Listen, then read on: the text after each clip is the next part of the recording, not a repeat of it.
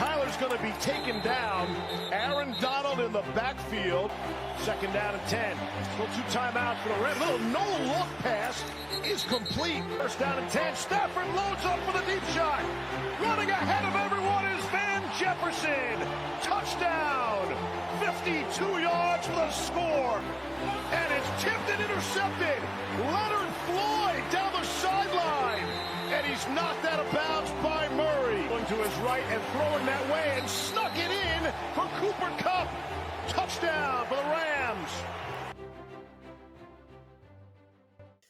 Hey guys, welcome to episode 1 of the East Coast Rams. I'm here, your host, Ashton Spencer, with my awesome co-host, Zac Mayer. How are you doing, Zac? All doing pretty good. Yeah, wow, what a win. We're about to dig into it, go through our 4 quarters of our podcast, and our first quarter is breaking down the last previous game. And Zac, what a game it was. I mean, I can't say much.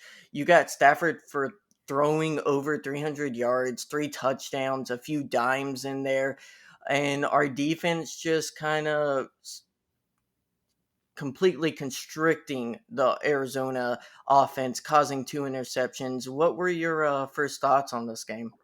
Well, I mean, going into this game, I mean, it seemed like it was a must win, especially if we wanted to actually come out and be division leaders in this.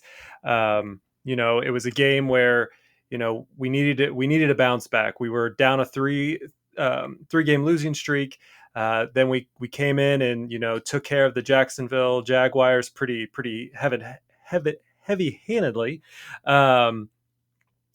But then coming to this game, it was like, this is make or break. We need to show them that, this team is for real. We're Super Bowl contenders, and that we're ready to take on, the big dogs. So, going into this game Saturday and Sunday, getting prepared, and then, finding out the news on, Monday that we were going to lose Ramsey and Higbee, which, I think blew back a lot of Rams fans' hopes. Yeah, I know definitely for me, whenever I looked into this whole thing and I was driving home after work and I park my car and I look and I see the news that oh, Ramsey's not going to be playing. I had a good feeling about this game going into it, but that kind of quashed that good feeling. And it got even worse whenever the game starts, and we're going to go through the play-by-play starting out in the first quarter. Zac, the team starts off slow. Arizona ends up getting 3 points. And then we end up going 3 and out. And instantly Zac, I was starting to get a feeling like our other losses.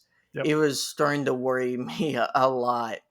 And the biggest play of the game, at least for me, and you can put out your biggest play of the game whenever it happens, is this interception by our rookie Ernest Jones on a goal line stand.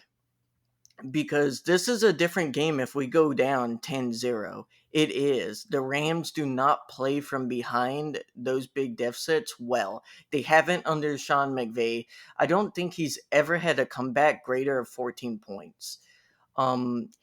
If we have had it, it's only been once. So, we don't do comebacks really well. The only one I can remember is the Bills one, and we didn't even win that one. So, that was a heartthrob. Yeah, heartthrob. So, really, Ernest Jones picking off this ball was very critical for the momentum.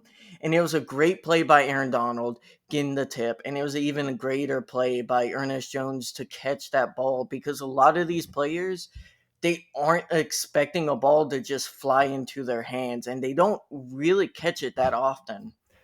And we saw that later in the game, too. Oh yeah, very much so. Going back to the start of the game, I think there was a little bit of momentum because the first play, it's a sack by Aaron Donald. I think that gave a little bit of hope. But then then you said, we they got that field goal. We held them to 3 points. That's awesome. Holding this offense, this Arizona Cardinals offense to field goals was a must. We knew they were going to put points on the board, but making sure we controlled it, and making sure that we weren't giving up, those big touchdowns. But then you mentioned the 3-and-out, and I think that's been a problem, almost since after the Bucks game, that we were having this slow start. And I think that just, like you said, it just put this fear like, oh no, we're regressing again. But again, I agree with you that I think the interception, again, just it gave the fans, it gave the players that momentum they need to, keep firing on all cylinders throughout the rest of the game. hmm And I believe that first drive, it was either Cardinals' first or second drive. Kyler Murray just misses a wide open touchdown, like just completely airmails it. So the Rams were a little lucky, and then the second quarter, the Cardinals got a lot of luck in the second quarter. Let's be honest, they were like 1 yard away from not getting that touchdown. So going through the second quarter, you have a OBJ really, really nice touchdown there from Matthew Stafford Maggie kick. Okay. So that's a 10-yard, 68 or 10 play, 68-yard drive. The Rams go up 7-3, and then Matt Gay comes back and kicks a 55-yarder. We go up 10-3, and then you have a So yeah, then the Arizona gets the ball back, and this is where, like, they're so good at running the ball and running that clock out. This was 9 plays. I mean, it was only 4 minutes, but 9 plays, 75 yards. They get down to the one goal. They get to the goal line, and the defense is just able to hold them down till it gets to the fourth and goal and the one. The Cardinals decide to go for it, and you see Aaron Donald, and you got this Aaron Donald's there. He's grabbing Connor, and just like about to, and he just kind of like slips behind, and Connor's able to rush in kind of for what it seemed like an easy touchdown. Yeah, really. That's a play Aaron Donald makes 90 out of 100 times, and great play by James Conner. Let's not take anything away from him, but Aaron Donald typically makes that play, but he did plenty in this game to make up for it. It happens. He's a human, but it shows a great effort. If you're a Cardinals fan at this point in the game, you're happy to be tied. Um, the Rams would come back with a 7-play, 53-yard drive. They would end up kicking a field goal on that drive. And again, another very slow start.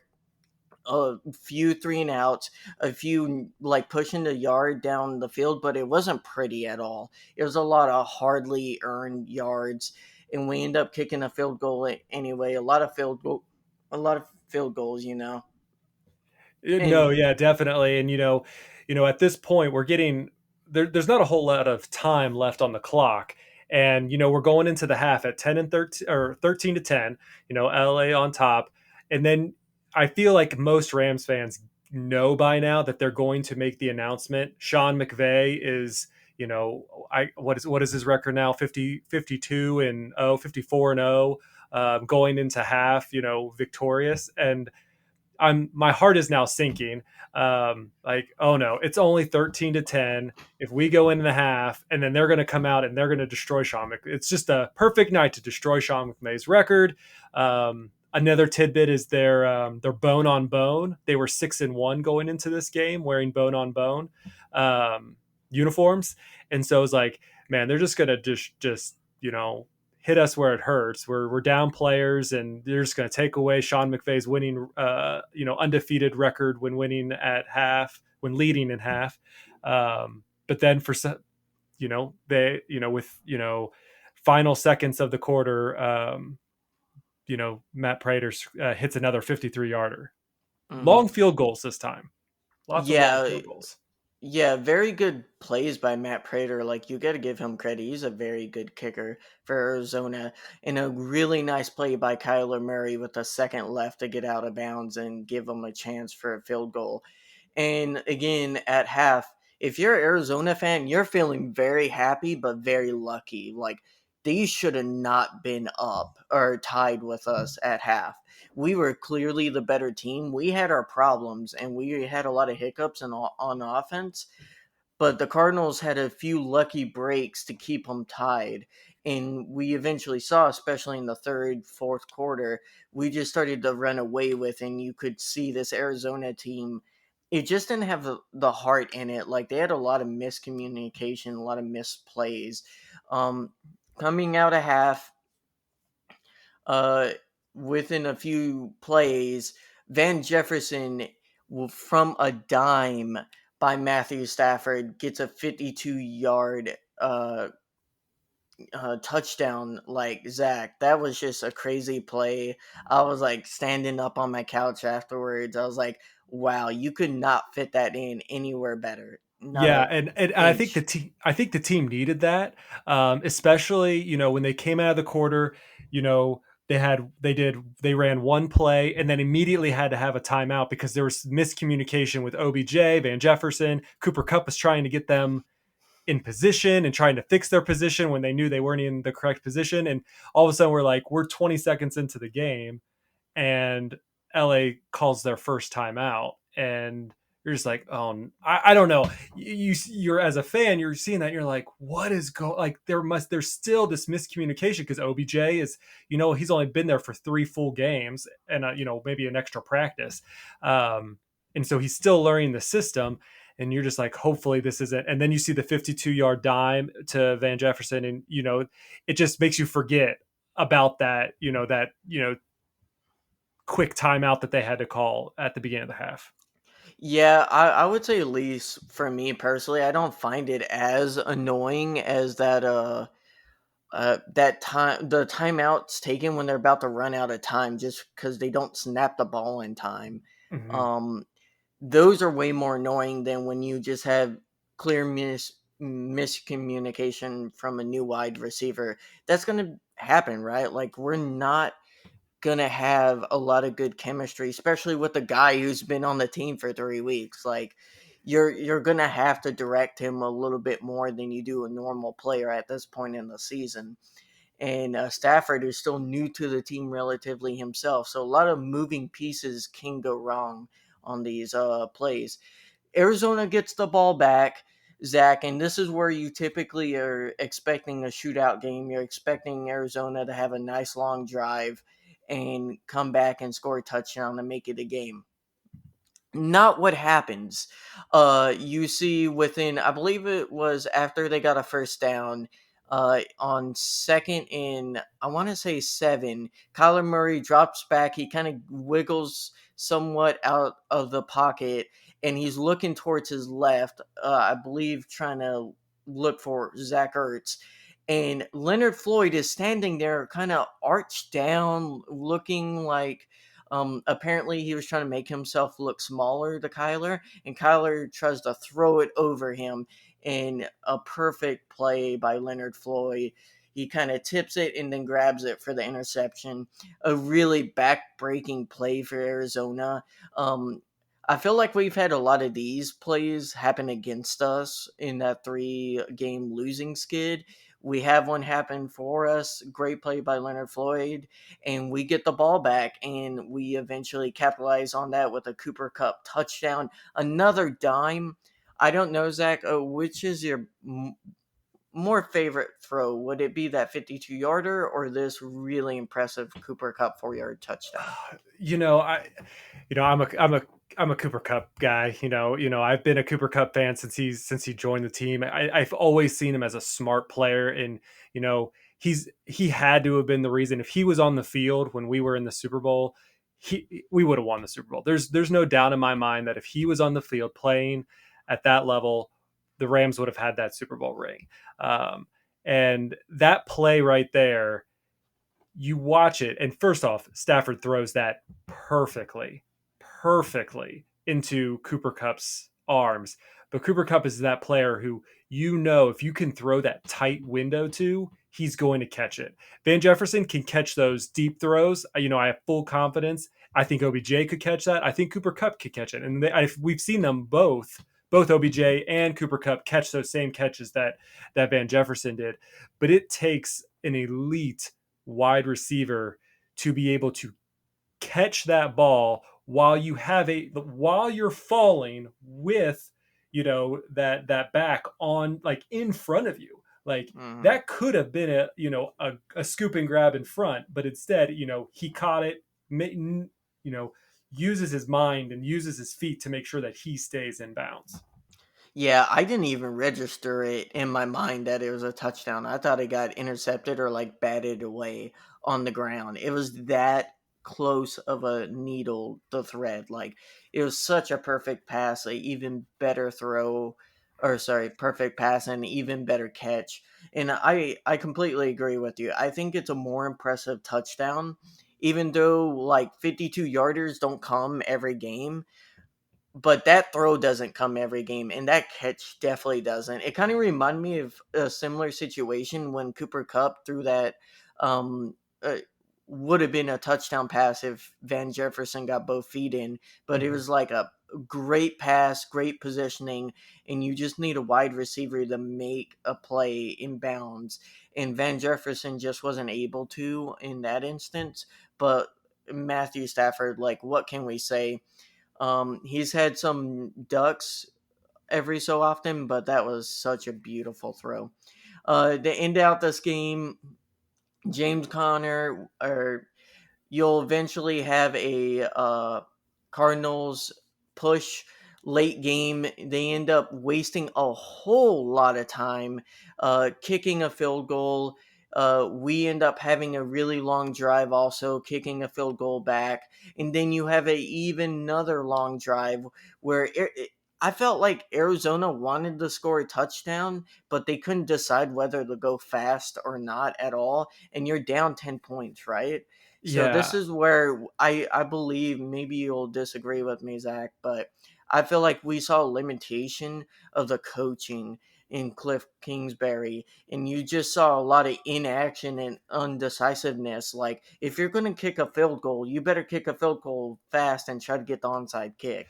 Yeah, Um, I agree with you. I do agree with you. I think Arizona, you know, when we faced them, you know, back early on in the season, um, they were out for blood. They were tired of being kicked around by the Rams organization for the last, 4 or 5 years now, and they were ready, and they stopped our run. They were they were running the ball heavily into our team, and that's how they won that victory, I think. And this game was the complete opposite. Our front four, mhm. five, they were just on Hungry. top of them. And when I don't know who to blame. I don't know if it was Murray like saying, no, let me do this, we need this touchdown, because at that point in time they were chewing up so much time when they were in field goal range to still only get a field goal to leave them with 30 seconds left on the clock. Like, it doesn't make sense. If you're down in your 2-minute territory, why waste that much time to score a touchdown when you need 10 points? Score the easy field goal and then give yourself that minute and a half to drive back down. Wasting so much time to then say, oh, well, you have 30 seconds now to score a field goal. When it became a touch, it was supposed to be a touchdown. But even if they scored a touchdown, they said, all right, now we have 30 seconds to get within field goal range, which can be tough. Yeah, that's just putting yourself in a very difficult situation with no time to do it. So hopefully Kingsbury can kind of learn from this, and I feel like for the most part you've seen Sean McVay kind of run circles around him. He caught lightning in a bottle, so to say, at week 4. Also found the Rams in a kind of weird situation with a brand new QB, a running game that didn't really have a running back, And a lot of reasons the Rams lost that game, but they ran into a Rams team that was definitely hungry for this win. And our team went out and did it, even with a few backups. Like, we had a practice squad corner covering DeAndre Hopkins. Like, Mhm. I mean, you don't have a lot of excuses if you're a Cardinal fan for why you lost this game. You just were the worst team. Yep. Um, you even had a few missed calls on Arizona too, like a face mask to Matt Stafford that would have kept our drive going. Like, a few blaring things where, like, you got to take it for granted, the calls sometimes. And Arizona made it a close game at the end. And I don't even want to talk about special teams, Zach. Um, let's We're let's gonna just not. avoid them. We're just gonna avoid them, just like I guarantee you every player does. I mean, I could Um, say this is probably one of their better games, but certainly not something that we need them to step up a little bit better. yeah, when you're saying it's a better game and they lost the onside kick at the end of the game, and there's a possibility for the other team to go tie, that's not good. Yeah, no, I truly don't think they practice onside kicks ever.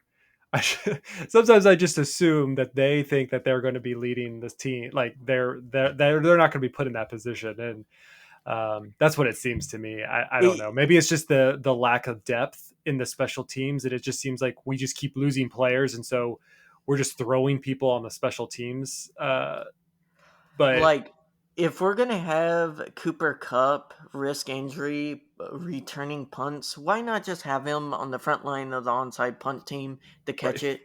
Well, yeah, all we need is just one person to land on the ball. I know it sounds easy. I know it's harder than that. I get that. But still, it's like we have had, I believe, 4 onside kicks happen to us this year. I believe it's 4. It's either 3 or 4, and that's a ridiculous number to happen to one team. Like, that will lose us a game in the playoffs if we're not careful against a really good team. Um, could have lost us this game. So hopefully they fix that up. It gives me stress even thinking about it, because anytime, you shouldn't be stressed during a field goal, during a punt, during a return at all. Like, you shouldn't really be stressed. You should be like, okay, it's going to be one and done. And then, like, they may get a yard or two less. That's fine. You shouldn't be worrying like, oh no, they're gonna fumble this, aren't they? They're gonna screw it up somehow. And it's like every play with our special teams. hmm yeah, it got me. It made me nervous at the end because you just know that Murray does have the arm. You have Hopkins who has the talent. You have AJ Green who has the talent. You have Connor who's shown that he can do a one-handed grab and in the months of I believe it was one, at least one, I know one defender, if not two defenders, just clutch. And you have those three receivers who well, Connor's a running back, but he played better as a receiver that game. You had those three players who could catch a deep ball and score a touchdown, and we never want to give a team that opportunity to come back. Mm-hmm. Yeah, let's go into quarter 2 of our podcast and kind of talk about this offense. Zach, I feel like our offense, oh, clearly it's had a rough patch. No win November was a thing. It was a very sad month. A lot of struggles, a lot of reasons too. And let's be honest, he lost us some games, at least 2 of them. I feel like he wasn't too terrible in the Titans game. I think a lot of people um hate on him, so to say, for that pick six in the Titans game. I honestly, it was a great play by the defender, but overall, like, that 3 game stretch, he had bad games. He wasn't doing good, but now we're starting to see a more confident Stafford. Like, you saw all the hype leading up to the game. People saying Stafford can't win a single big game in his entire life. There's no way the Rams can't beat a team with 10 or more wins. They can't win against a team with a positive record. You heard all this talk, and guess what? He wins in prime time against a highly touted opponent. Yeah. He can No. do it. Like, Yeah. it's such a silly argument when you have people like Blake Bortles winning playoff games. Why is it such a thing that like Stafford couldn't win 3 playoff games with Detroit? It's Detroit. Right. No, and yeah, in some ways, I was hesitant on Stafford, and not because he played for Detroit, because I think he's a great quarterback. I think he has the arm, he has the intuition, he has that veteran experience that I think the Rams really needed. Um, but you're coming into this new offense, this hot, in all past, it's always been a hot offense. It's a fast offense. It has all these moving parts. You have these dynamic plays where you have your receivers being defenders and helping the run game and things like that. You have all of these things, and it's a new concept. You get in, you lose Cam Akers prior to season starting, which throws the game plan off. You just lost Robert Woods, almost 3.5 weeks ago now, 4 weeks ago. And you're onboarding, another star stud of OBJ and trying to get him into the system, and you just have all these pieces. And the first 3 games, I think Stafford played really well. He played to what everybody wanted him, or he needed to play at to be successful.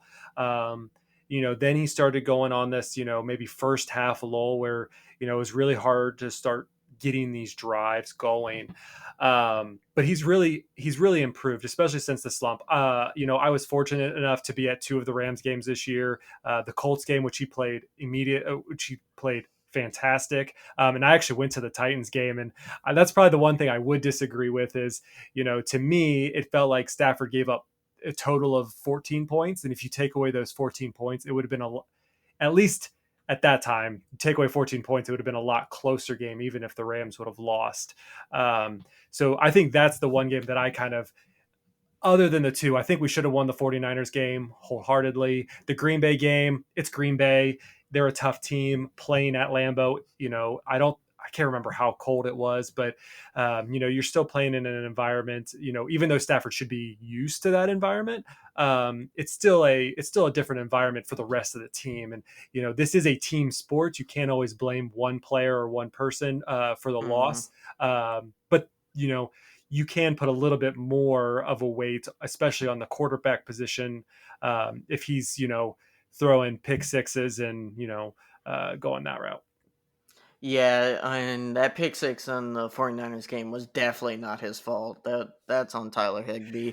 Definitely. Um, For sure. yeah, yeah. I found it funny when people are like, he threw 3 pick sixes in a row. I'm like, overall,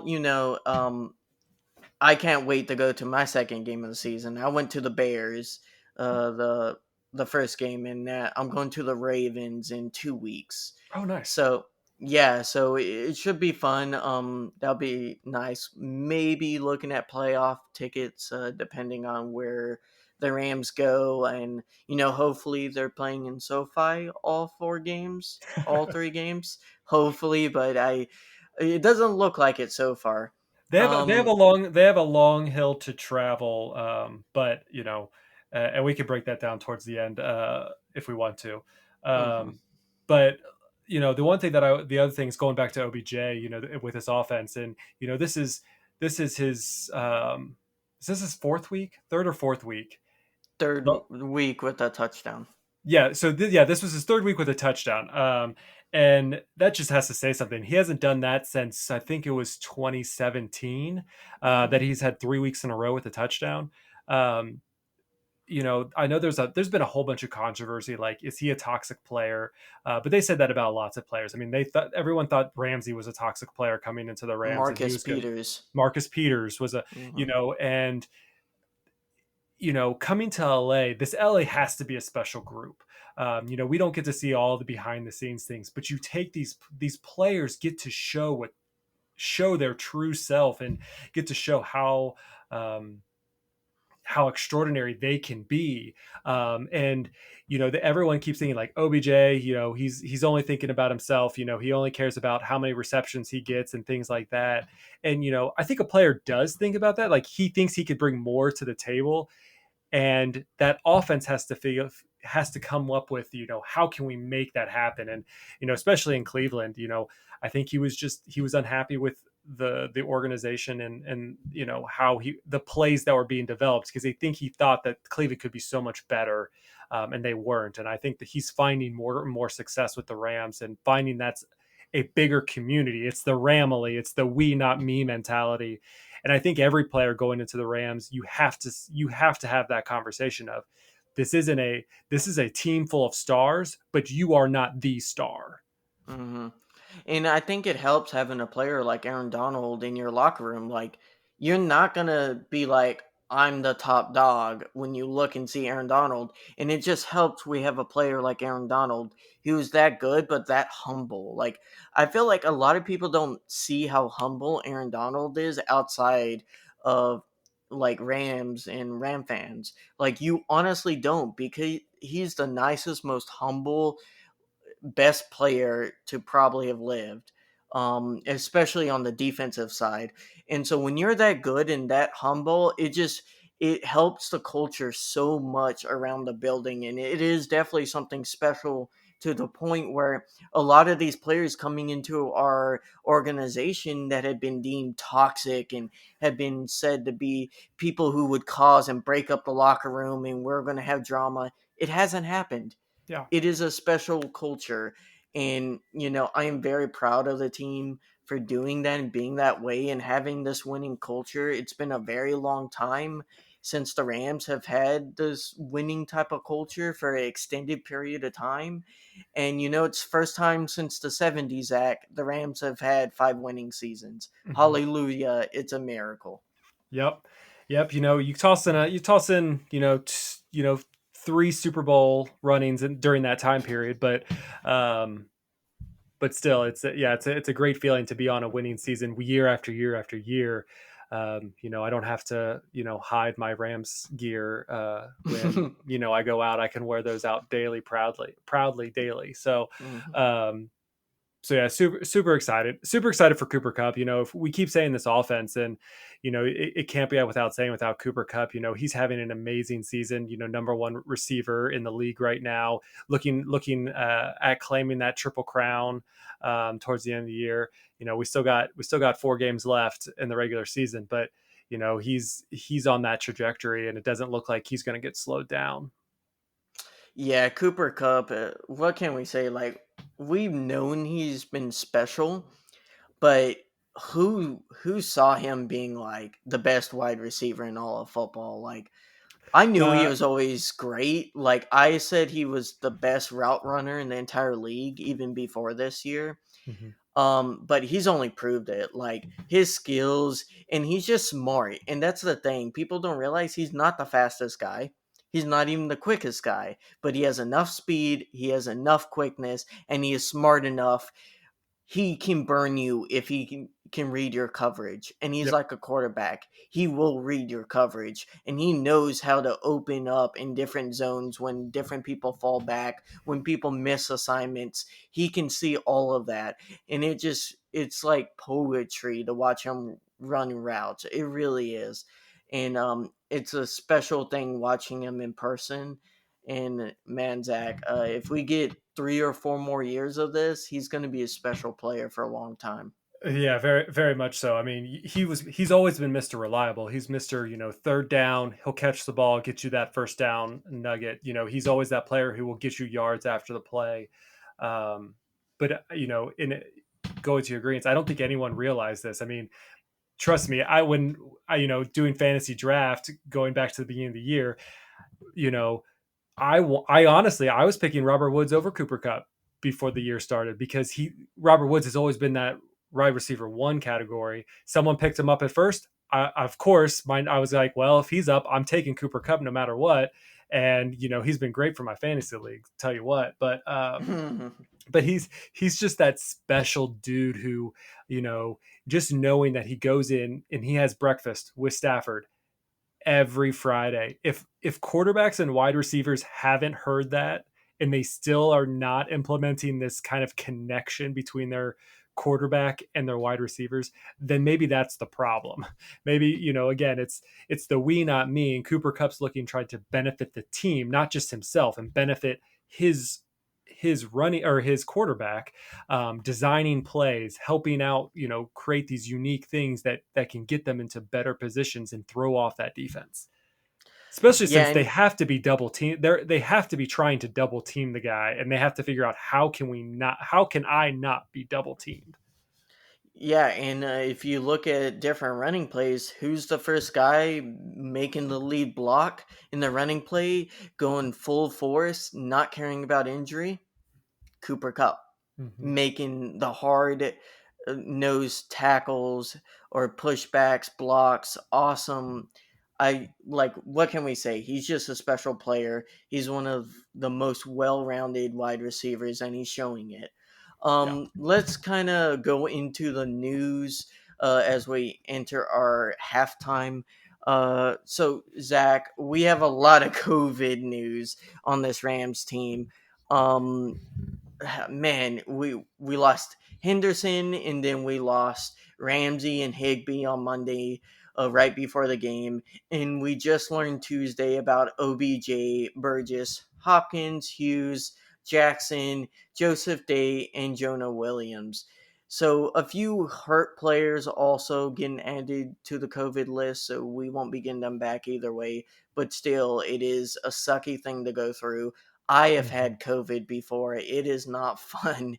And I wish these guys all well. Hopefully, a few of them have some false positives. I know Higby got put back on the team and off of the COVID list. I I believe think that his was happened Tuesday. Yeah, that was the most frustrating part about that situation was he got tested positive and then had two negative tests, but he still was ineligible to play because he had to have an overnight PCR test. Even though they were confident, I mean, I think he was confident and everyone else was confident that they're not, or that he wasn't positive, but still losing him, I think it was a big blow because he does well on the receiving core, he does well on the pass protection. um, so losing him was pretty upsetting. But this list keeps growing. Now we're up Uh, to 25 players. Many of them are starters, and I don't. And it still could get worse. It's only Thursday. We still have Friday and Saturday before we even get to Sunday, and then you have Sunday, which could initiate more. So this team seems like it's getting hit with COVID. I'm not really sure what this means for Sunday. Apparently, the NFL does have protocols in place that if it's a vaccinated player status that's becoming a problem, like all these vaccinated players are now getting tested positive for COVID. I think they will have protocols in place where they may be able to move it to a Tuesday or Wednesday game. But you know, as great as that sounds to get all the players back, well, then you're looking at a very, very short week, um, for the following game. So I do know new COVID protocols came out. I don't think I didn't have time today to go back and review them, but that's pretty much what the essence of some of this was. I think they've enhanced kind of the tier 1 and tier 2, where if you have to do things in outside or in a well ventilated area, all their team meetings and things like that, especially for depending on what level of COVID your facility is hitting. Which I think right now the Rams are definitely in a high tier mode. Yeah, definitely not good with the amount of people. I know they were talking about reducing the amount of negative tests from, I believe, like it's 3 now to 2, and have implementing daily testing, because I Mm-hmm. know they slowed down on that from last year. So Yeah. hopefully they do that. I know the NFL is still talking about a few things. Um, I know they announced they weren't pushing back the Thursday night game just because the Browns lost a ton of players too. The Browns and Rams are probably the most hit right now, if Mm-hmm. you're talking about like density.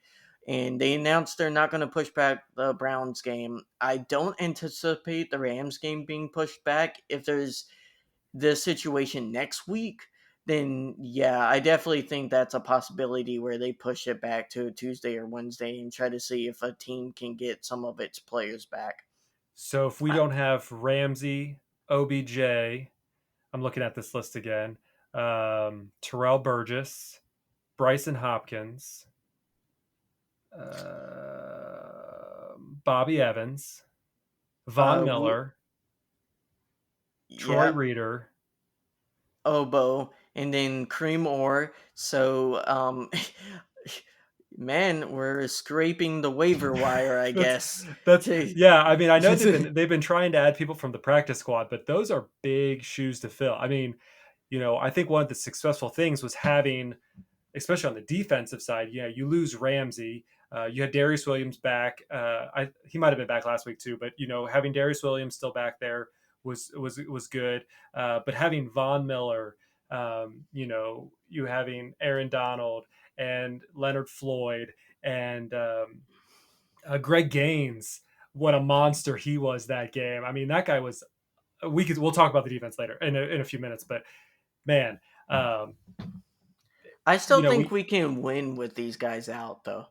Like, this isn't, we're lucky enough, it's not like our entire wide receiver room, and you have, like, you have Stafford throwing to Wolford. or It's, Wolford with Stafford out and Wolford playing. Like that scares me. Like that yeah, scares me. let's not talk about that. Let's not put that evil on us, Ricky Bobby. Yeah. Okay. American Underdog coming out in a few weeks.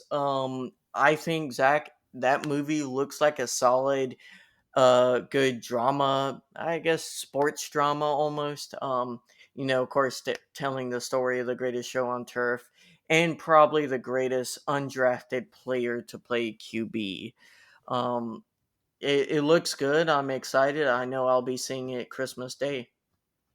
Yeah, I don't think I'll be able to see it Christmas Day, but I will see it in the within that first week that it opens. Yeah, it's a great story. I mean, it really is what drove me to be a Rams fan.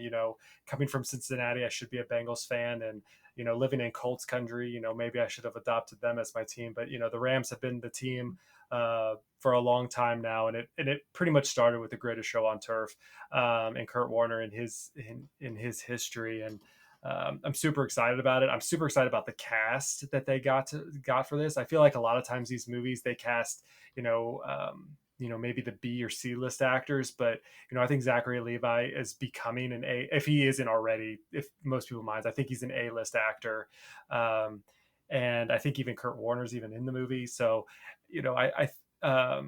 I think it's going to be a fantastic movie, and I'm super proud that the Rams get another vehicle to kind of drive home that this is a team, and this team has history. It has it has a dynasty, and I think we're going to continue on that upward trajectory.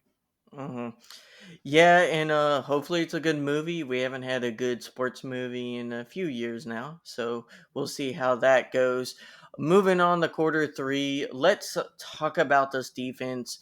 You have probably the greatest defensive player to ever live, or he's at least in top five.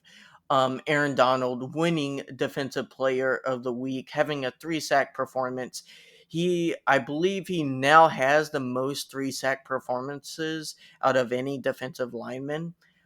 Very impressive stuff. I mean, what can we say? He's like Cooper Cup. You can't really say anything because he's that great. He is watching literally someone's career highlight reel every week. Oh yeah. No, yeah, and again, it's even if you can't say anything about him, there's a reason. Like you will see games where you're like you don't hear anything about Aaron Donald, and that's because he's getting double and triple teamed.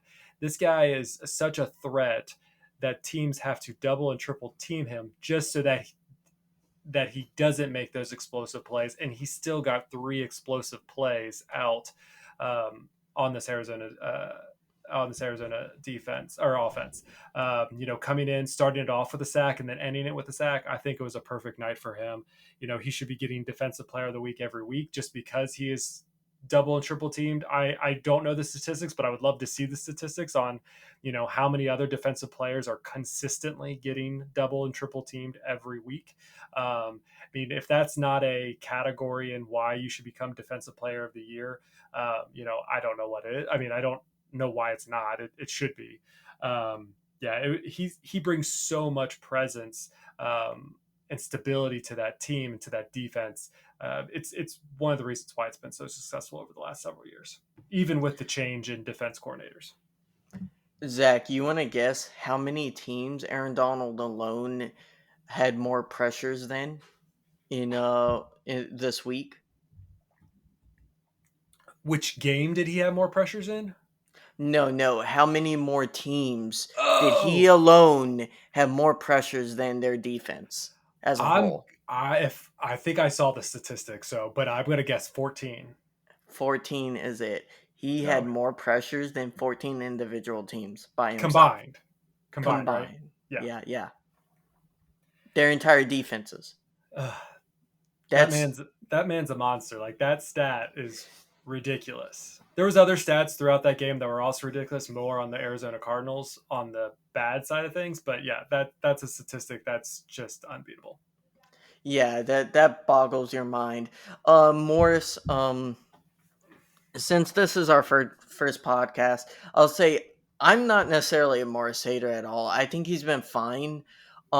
It's hard to kind of go or replicate that Brandon Staley recipe from last year. That was a special crew cast of players, and Staley was a top notch defensive coordinator.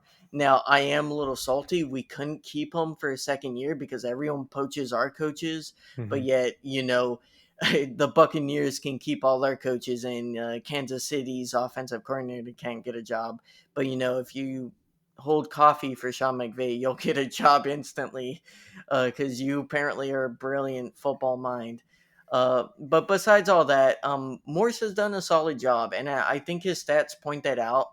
Overall, we're pretty average in both categories of defensive yards per game and then like points scored.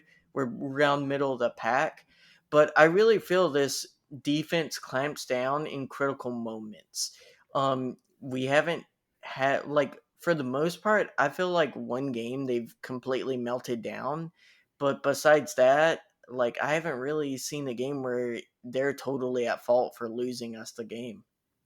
No, I don't, and there's several games. I don't blame them. I don't blame them for Tennessee.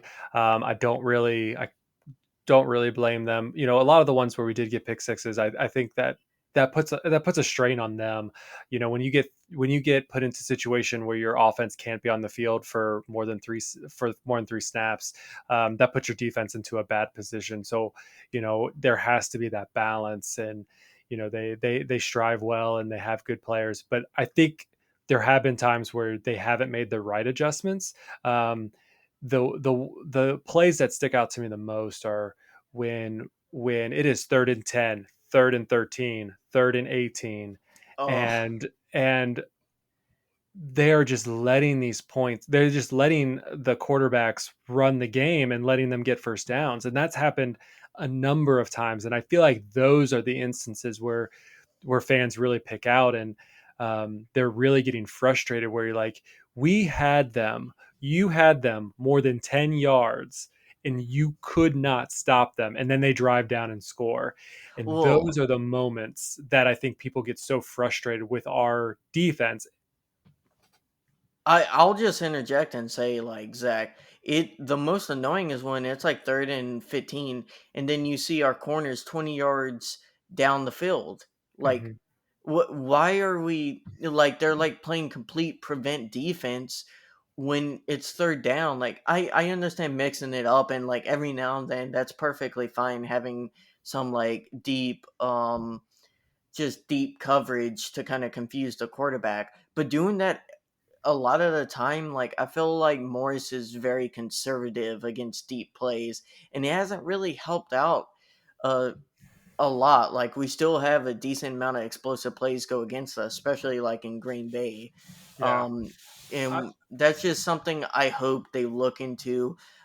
This is definitely one of their better games against Arizona they've had all season. Just a really Hmm. total package of a game from defensive side. Yeah. But what can we say? Greg Gaines, I mean, the dude has a motor.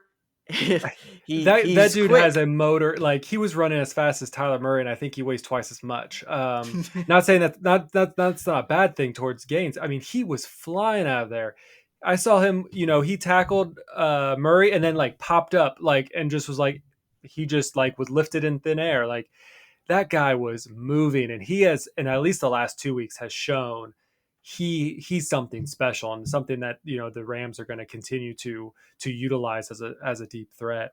You Yeah, know, when we get Sebastian Joseph Day back, ooh, that defensive line, man, that's a good defensive line. It really yeah, is.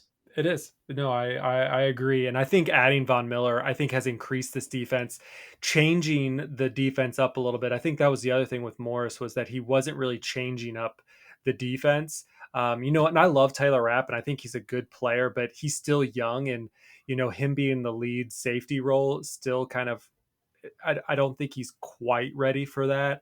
And so I think they've been doing a lot of two safeties and making sure he's not playing that safety kind of cornerback role.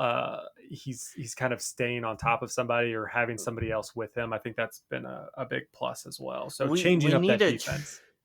we really need to treat um we need to treat Rap like the Seahawks treat Jamal Adams. Like, treat him like a blitzing safety or like Mhm. a kind of pseudo linebacker.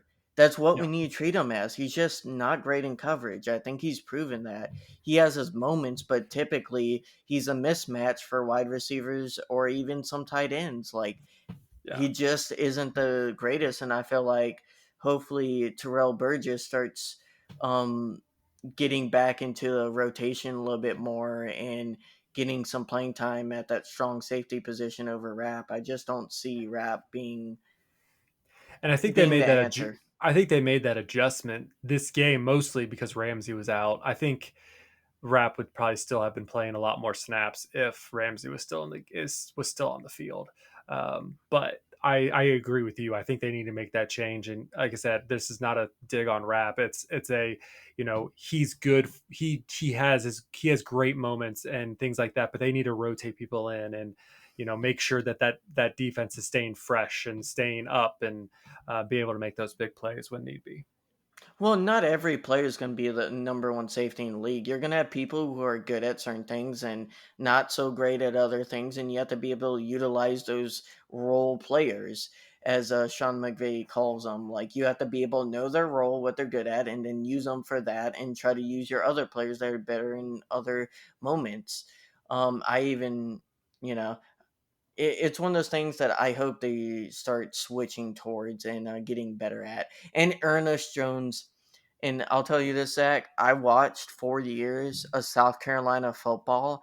I knew this guy was special. I was thrilled. I was jumping up and down in the draft when we drafted him. I know a lot of Rams fans did not know him and were angry that we drafted him instead of other big name linebackers. I'm telling you, Ernest Jones was one of the top linebackers.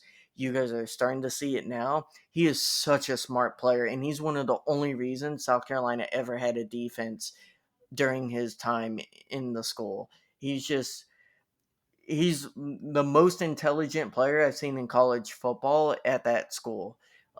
He's up there with like Gilmore. Just, he knows how to read coverage. He knows how to read formations, and he is faster than he looks. And he graded badly, but I feel like a lot of people focus on that and don't realize you don't need a middle linebacker that's super athletic when he knows where to be.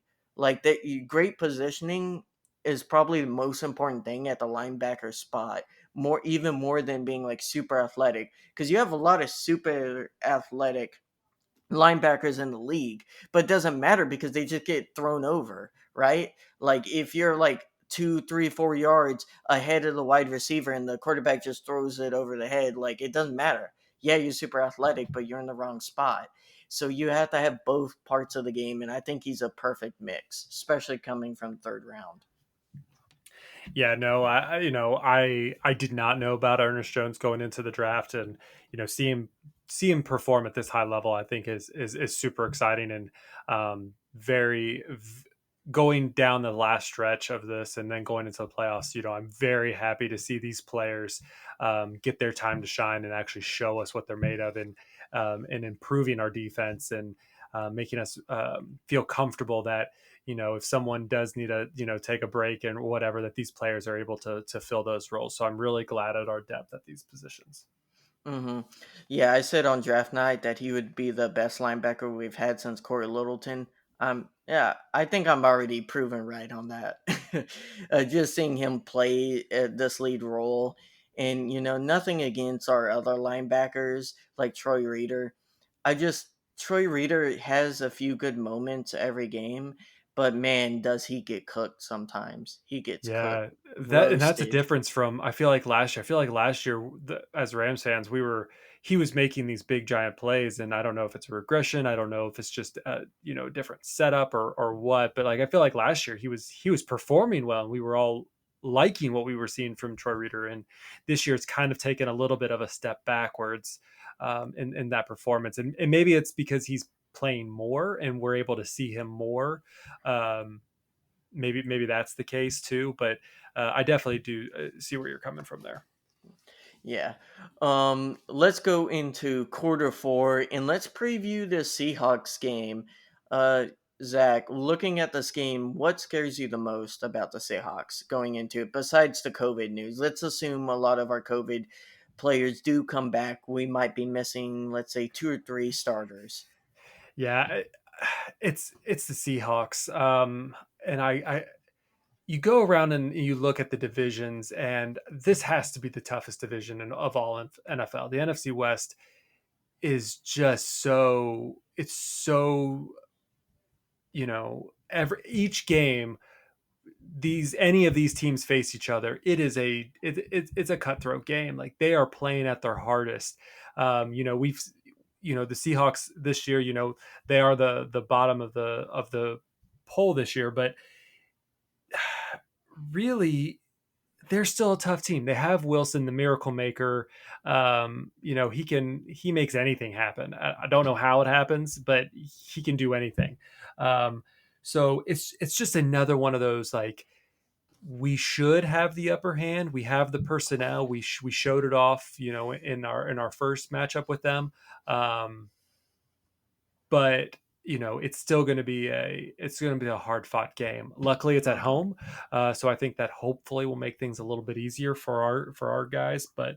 Um, but yeah, it's just Russell Wilson. I'm not even super scared of Pete Carroll anymore. But just Russell Wilson, I think he's he's he is not that kind of an athlete who likes to see his team lose. And he really could put his whole team on his shoulders and kind of be like, he's the motivation for that team to succeed. hmm No, I definitely agree. Russell Wilson is definitely going to be a critical piece if the Seahawks can pull off this upset. Going into it, the Seahawks defense, um, it leads the league in most given up yards, but is fifth on scoring points.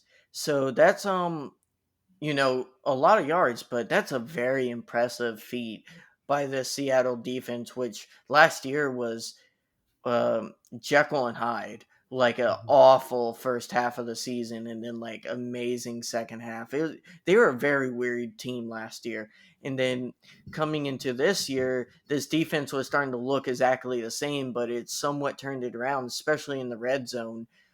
Recently, and we can't underlook this defense. They're good. Are they the best defense in the league? Definitely not, but you can throw on them, but you have to score points. You have to get touchdowns, and they do not give up those easily. And their offense is basically bottom half of the league on both. So our defense definitely matches up well with our offense, I believe, especially if we can get pressure like we did in our first game. It's gonna be an entertaining game. I definitely don't disagree with you. Anything can happen in these NFC West games. They're typically wild, and Seahawks and Rams games in the last 4 years have been wild, especially since we got Sean McVay. I mean, we've, for the most part, I would say, have had Seattle's number. We've had more wins. Not to mention, I feel like the 2 wins they have gotten, like one of them, they only won off of a last second field goal miss by Greg Zerline, which we would have made the playoffs had he made that kick. But you hear the sadness.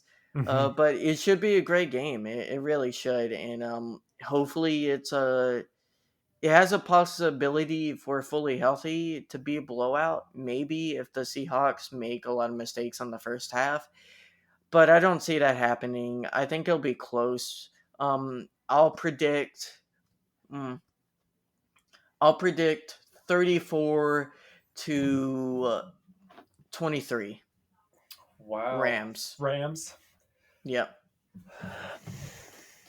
That's a good. It's a little bit higher than I think I would put it almost at 27-17 Rams. I think it's still going to be lower.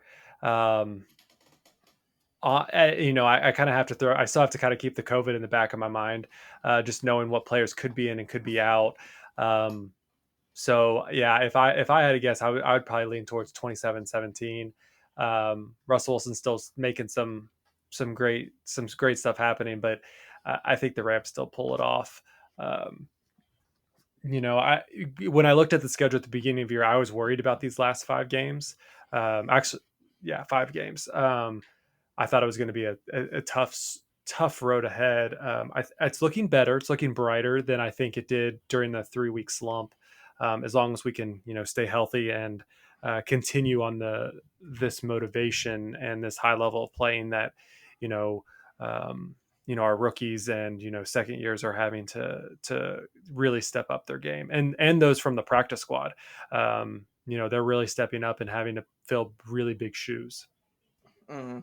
Yeah, next we play the Vikings, a very Jekyll and Hyde, then potentially playing the Ravens without Lamar, and then going into 49ers, which I think is the hardest game in for the rest of the season. I'm going to be honest, Yeah. and we'll see how that goes.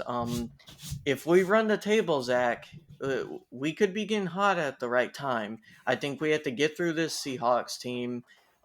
You can't have a off day against this type of a team. You will lose if they don't come out hot. And I feel like this team hasn't proven to be consistent in the last 3 years. The last time they were consistently coming out hot, we went to the Super Bowl. But ever since, we've always had spurts of being good and then just not being able to adjust. I think some of that's on Sean McVay, some of it has been on the personnel, but I think we have the right personnel this year. The question is, can we put it all together at the right time? And we will see. Yeah, going into the last 4 games, I expect us to win 3 of the 4. That's my kind of gut telling me that I think we can do 3 or 4. I'm not 100% sure which one is the game we're going to lose, but I think the winning 3 of the next 4 would be very helpful in our achievement to be Mm-hmm. number one in the division. Obviously, we still have to try to surpass Arizona, um, which they have. Oh man, I had their schedule memorized and now I forgot it. They have Detroit next They, week, which yeah. it is what it They is. have Detroit, Dallas. I know Dallas is Indy. I think Indy it's Detroit, Indianapolis, Dallas, and and somebody Washington. else. And I felt I feel good that maybe they could lose 2 of the 4 games. Yeah, I Seahawks is their I last game. think I think if we lose one, it'll probably be the Vikings. I really think the Vikings would be the one. It is in They've been the winning Minnesota. team. Yeah. It is a just a different. Theirs is an indoor stadium though, isn't it? Yeah, it's indoor, so Okay. it's not like cold, but Yeah, it's yeah. still They're a weird team. They really are. They're Yeah. probably the weirdest team in the league because I feel like they could blow out like a Cardinals team, but also like lose to the Bears. They're that type of team. Yeah. Well, if the Colts and or the Cowboys can help beat the Cardinals, that would be fantastic. Oh, uh, I wouldn't. Those I are the don't only two know. teams that I feel like out of the four teams, I feel like we need the Colts and the Cowboys to step up their game and. I don't know if I can ever root for the Cowboys in the game though, just because No. so cocky. I mean, oh, so cocky. But it's against the Cardinals, and we want to win the division. I I don't know.